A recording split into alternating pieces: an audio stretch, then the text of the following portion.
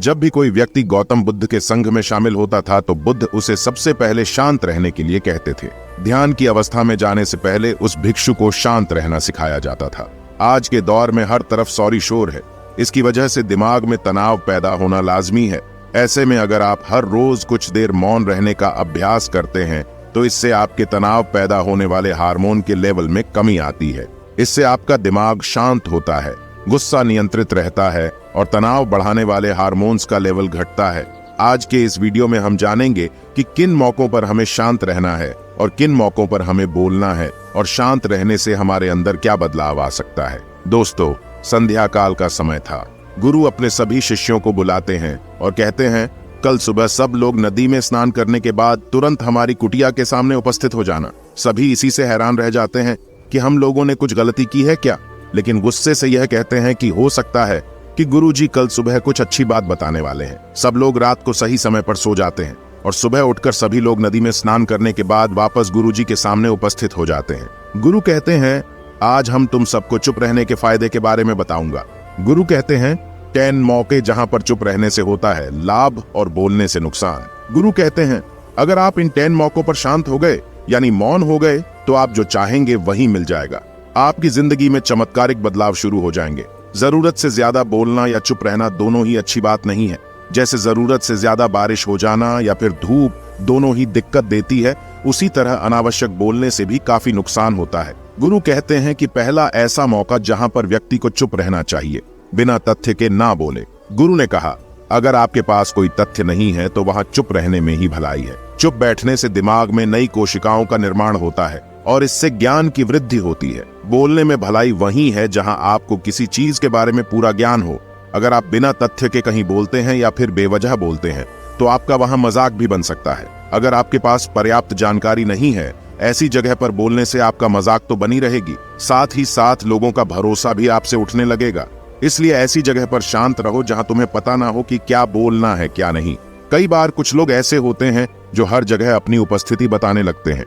उन्हें पता नहीं होता है कि हमें क्या बोलना है, लेकिन फिर भी बोलते जाते हैं और फिर बाद में दूसरे लोग उनके जाने के बाद उनका मजाक उड़ाते हैं। जब तक आपको उस तथ्य के बारे में अच्छा ज्ञान नहीं है, उसके बारे में पता नहीं है, तो वहां चुप रहना ही ज्यादा समझदारी है। गुरु ने कहा, दूसरा ऐसा मौका जहां पर व्यक्ति को चुप रहना चाहिए। शब्दों से न पहुंचे ठेस। अगर आपके शब्द किसी को मानसिक ठेस पहुंचा रहे हैं तो वहां चुप हो जाना चाहिए। कमजोर व्यक्ति के बारे में कुछ भी बोलकर आप महान नहीं बन सकते हैं। महान आप किसी कमजोर का साथ देने में बनेंगे। कई बार होता है कुछ लोग अपने से छोटे व्यक्ति को भला बुरा कहते रहते हैं। सामने वाला इंसान तो कद से आपसे छोटा है, वह आपको कुछ नहीं बोलेगा, लेकिन आप उसकी नजरों में गिरते चले जाएंगे। हो सकता है कि कल वह भी आपसे पद में बड़ा हो जाए। पद में आपसे जब वह बड़ा हो जाएगा तो आज जो रवैया आपका उसके साथ है, आने वाले समय में वह भी आपके साथ वही करेगा। आप किसी को नीचा दिखाकर बड़ा नहीं बन सकते हैं। बड़ा बनना है तो अपने से छोटे लोगों का इज्जत भी करना सीखें और साथ ही साथ बड़े लोगों का भी सम्मान करना चाहिए। लोगों को लगता है कि अगर वह अकड़कर बोलेंगे और सामने वाले को नीचा गिराने की कोशिश करेंगे तो वह बड़े बन जाएंगे, तो यह उन सब की भूल है। बड़े होने की बजाय आप उनकी नजरों में गिरते चले जाएंगे। गुरु ने आगे कहा, इसलिए शिष्यों, तुम सब जब भी बोलना आदर भाव से बोलना, ताकि तुम्हारी बात लोगों को अच्छी लगे। बोलने में भाई बहन, माता पिता, मित्र इत्यादि संबोधन शब्दों का इस्तेमाल जरूर करना। इससे तुम्हारी मान प्रतिष्ठा तो बढ़ेगी ही, साथ ही साथ लोगों की नजरों में तुम समझदार व्यक्ति बनते जाओगे। गुरु ने आगे कहा, तीसरा मौका जहां पर व्यक्ति को चुप रहने में ही भलाई है। क्रोध या घृणा करने वाले लोग, जब कोई अपना या सगा संबंधी आप पर क्रोध कर रहा हो, आपका अपमान कर रहा हो, तो आपको उस वक्त चुप रहना चाहिए ताकि सामने वाले का गुब्बारा पूरी तरह से फट जाए। आप यदि सही हैं तो उसे कतई माफीनामा गए और चुप रहकर ही सही समय का इंतजार करें। वह खुद आपसे माफी मांग लेगा जब उसे अपनी गलती का एहसास हो जाएगा। गुरु आगे कहते हैं कि अगर आपका कोई सगा संबंधी आप पर क्रोध कर रहा हो और आप उस समय शांत हैं, तो यह आदर सम्मान देने की निशानी होती है। इससे न कोई छोटा होता है और न ही बड़ा। अगर आपको क्रोध आ रहा है तो आप या तो वहां से किसी का अनादर किए बिना चले जाएं या फिर चुप रहें। क्रोध करने से आपके रिश्ते खराब होंगे। क्रोध करने से हमेशा क्रोध करने वाले व्यक्ति का ही बुरा होता है। गुरु आगे कहते हैं कि एक बार की बात है, एक सांप जंगल से भागते हुए किसी राजा के घर में पहुंच गया। लोगों ने छेड़खानी की तो वह बहुत ही गुस्सा हो गया, जिससे घर में जो तलवार पड़ी हुई थी उसी को लपेटकर कसने लगा और धीरे धीरे उसका पूरा शरीर कट गया। यह गुस्सा उसे खा गया ठीक उसी प्रकार हमारा गुस्सा भी हमारे शरीर को तलवार की भांति काटता रहता है। गुस्सा ध्यान से खत्म होता है प्रतिदिन। अगर आप ध्यान की मुद्रा में बैठे हैं तो आपका गुस्सा आपके नियंत्रण में रहेगा। गुरु आगे कहते हैं कि यह तरीका है कि आप प्रतिदिन ध्यान का अभ्यास करें। इससे आपके शरीर में जो हार्मोन्स गुस्से को बढ़ावा देते हैं वह सब तुम्हारे नियंत्रण में रहेंगे, जिससे शरीर गुस्से पर आसानी तुम्हारा से काबू पा लेगा। लेकिन एक तरीका यह भी है कि जब भी आपको गुस्सा आए तो आप यह समझने का प्रयास करो कि क्या मेरा गुस्सा जायज है या नहीं। हमें वहां पर बोलना चाहिए कि नहीं। जब आप खुद इस बात का आकलन लगा पाएंगे तो आपको खुद पता चल जाएगा कि हमें गुस्सा करना चाहिए या नहीं। फिर भी आपको गुस्सा आ रहा है तो आप वहां से हटने का प्रयास करें, वहां से दूर चले जाएं। धीरे धीरे समय के साथ आपका दिमाग शांत हो जाएगा। गुरु ने कहा, चौथा ऐसा मौका जहां पर इंसान को बहुत ही समझदारी के साथ काम लेना चाहिए। वहां पर आपको चुप रहना ही चाहिए जहां पर उस मुद्दे से आपका कोई संबंध ना हो। अगर आपका किसी मुद्दे से कोई संबंध ना हो तो वहां आपका चुप रहना बनता है। बिना किसी वजह अगर आप दूसरे के मुद्दे पर बोलेंगे तो यह आपके लिए अनिष्टकारी होगा। इसमें केवल और केवल आपका ही नुकसान है। जल्द ही आप किसी दो लोगों के बीच हो रहे विवाद में जल्दी अपनी टांग न डालें। अगर सामने वाला आपको बुला रहा है अपना झगड़ा शांत करवाने के लिए तो ही आप वहां पर जाएं। किसी की व्यक्तिगत जिंदगी में दखल अंदाजी नहीं देनी चाहिए जब तक कि वह व्यक्ति आपको नहीं बुलाता है। अपने झगड़े को शांत करवाने के लिए कुछ लोग फालतू में दूसरे के विवाद में कूद पड़ते हैं। इससे उनके मान सम्मान मर्यादा पर लोग उंगली उठाने लगते हैं। गुरु कहते हैं कि 10 मौकों में 5वां ऐसा मौका जहां पर व्यक्ति को बहुत ही समझदारी के साथ चुप रहना चाहिए। आपके शब्दों से किसी मित्र को हानि न पहुंचे। अगर आपके शब्द सामने वाले के परिवार या मित्रों की प्रतिष्ठा के बारे में बुरी झलक दिखा रहे हैं तो आपको चुप रहना चाहिए। किसी के परिवार या फिर मित्र के बारे में बुरा बोलने से केवल आप ही बुरे बनेंगे। जो चीज आसानी से खत्म की जा सकती है उसे अपने शब्दों से बड़ा न करें। बिना चिल्लाए बात करने का प्रयास करते रहना चाहिए।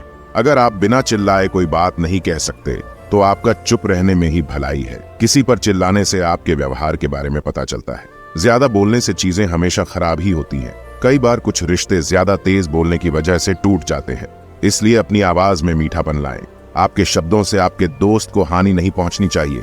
कभी कभी दोस्तों के जब हम मजाक हैं तो रहे कि आपके शब्दों से किसी का अनादर न हो। मजाक को भी हमेशा शब्दों के मायने में ही रखें। जहां किसी को शब्दों से चोट लगे वहां चुप हो जाएं। ज्यादा बोलने से हमेशा नुकसान ही होता है। किसी और की प्रतिष्ठा को अपने शब्दों के माध्यम से उसे हानि नहीं पहुंचानी चाहिए। यदि आपके शब्दों से किसी और की प्रतिष्ठा को ठेस पहुंच रही है तो वहां आपको चुप हो जाना चाहिए। जब कोई व्यक्ति आपके सामने नहीं है तो आप उस व्यक्ति के बारे में बुरे शब्द किसी तीसरे व्यक्ति के सामने न बोलें। गुरु कहते हैं, छठा मौका जहां पर व्यक्ति को चुप रहना चाहिए जब कोई कर रहा हो किसी की बुराई। जब कोई आदमी आपके सामने किसी तीसरे आदमी की बुराई कर रहा हो तब तुम्हें चुप रहकर बस सुनना चाहिए। अपनी राय व्यक्त नहीं करना चाहिए, क्योंकि जो आज आपके सामने किसी तीसरे की बुराई कर रहा है वह कल किसी और के सामने आपकी बुराई भी कर सकता है। यदि आपने कुछ कहा है तो नीति शास्त्र के अनुसार जो अपने मुंह को बंद रखता है और बुद्धि से काम करता है वही इंसान समझदार होता है। बिना जरूरत के बोलना, किसी के बारे में किसी के बीच में बोलना यह गलत बात है। कभी कभी हमारे लिए बुद्धिमानी इसी में होती है कि हमें अपना मुंह ऐसी जगह पर नहीं खोलना चाहिए। गुरु आगे कहते हैं कि 10 मौकों में 7वां ऐसा मौका जहां पर व्यक्ति को चुप रहना चाहिए जब कोई नहीं समझे आपकी भावना। यदि आपको लग रहा है कि कोई व्यक्ति आपकी भावना, दुख या परेशानी को शब्दों में नहीं समझ रहा है, यदि आपको लग रहा है कि सामने वाला व्यक्ति आपकी भावना या दुख को या आपकी जो परेशानी है उसको वह समझ नहीं पा रहा है या समझने का प्रयास ही नहीं कर रहा है या वह आपको ध्यान से सुन ही नहीं पा रहा है, तो ऐसे व्यक्ति के सामने आप चुप ही रहें, क्योंकि ऐसे लोगों को आपकी भावना या दुख से कोई मतलब नहीं होता है। ऐसे लोगों को अपना राज बताकर आप पछताएंगे ही बाद में। इसलिए हर किसी को अपने मन की बात नहीं बतानी चाहिए। अगर आपको लग रहा है कि सामने वाला आपकी बात को नहीं समझ पा रहा है, आपकी भावनाओं को नहीं समझ पा रहा है, तो वहां पर आपको नहीं बोलना चाहिए, क्योंकि आज में आपका मजाक ही बन जाएगा जब आपको लगने लगे कि सामने वाला आपकी भावनाओं को ठीक तरीके से समझ रहा है, आप जो कह रहे हैं वह ठीक से सुन रहा है, तभी आप उसे अपनी बात कहें। गुरु कहते हैं कि 8वां मौका जहां पर आपको चुप रहना चाहिए जब कोई इंसान अपना दुख व्यक्त करे। यदि कोई इंसान अपने दुख या परेशानी को आपको बता रहा है तो इसका मतलब यह है कि वह आपको अपना समझ रहा है। ऐसे में तुरंत ही उसे समाधान बताने के बजाय चुप रहकर उसके दुख या समस्या को सुने। उसके दुख या समस्या को किसी और को न बताएं। वह इसलिए नहीं बता रहा है कि उसकी समस्याओं का समाधान कर देंगे, बल्कि वह इसलिए भी बता रहा है कि सामने वाला उसकी बात को समझ रहा है। कई बार बताने से दुख कम हो जाते हैं।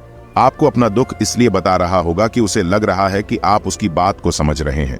दुख बांटने से कम हो जाता है। इसलिए जब कोई व्यक्ति अपना दुख आपसे व्यक्त करे तो आप चुप मारकर उसकी बात को बहुत ही ध्यान से सुने, ताकि उसके दुख कम हो जाए, उसके मन का बोझ हल्का हो जाए, क्योंकि उसके मन में जो भी बातें थी वह आपको सब बता दिया। गुरु आगे कहते हैं कि 10 जगहों में 9 ही ऐसी जगह जहां पर आपको चुप रहना चाहिए। जहां पर दुष्ट प्रकृति के लोग रह रहे हों और गाली गलौज कर रहे हों तो आप वहां पर मत जाइए। ऐसी जगहों से आप चुपचाप निकल जाएं, अर्थात अपनी प्रतिक्रिया दिए बिना आप वहां से चले जाएं, क्योंकि जिसकी जुबान खराब होती है, जो दुष्ट प्रकृति के लोग होते हैं, उनको आप ऐसे समय में नहीं समझा सकते हैं। जब उनका दिमाग पूरी तरह से शांत हो जाए तभी वह आपकी बात सुनेंगे।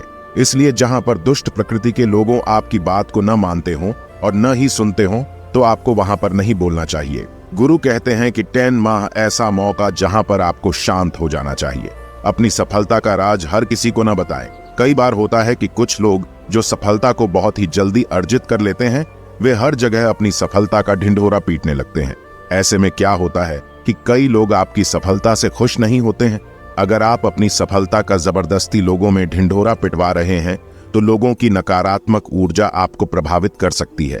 जब आप सफल होंगे तो सबको पता चल जाएगा कि आप सफल हो गए हैं। ढिंढोरा पीटने से नुकसान आपका ही होगा। इतना कहकर गुरु ने कहा, शिष्यों, आज के लिए बस इतना ही। अगर तुम सब मेरी इन 10 बातों को अपने जीवन में अपना लेते हो तो तुम सब काफी हद तक परेशानियों से बचे रहोगे। यहाँ से जाने के बाद मेरी यह बातें आपके जीवन किसी वरदान से कम साबित नहीं होंगी। दोस्तों, मुझे उम्मीद है इस वीडियो से आपको बहुत कुछ सीखने को मिला होगा। अगर आप नए हो तो हमसे जुड़ने के लिए इस चैनल को सब्सक्राइब करना मत भूलिएगा।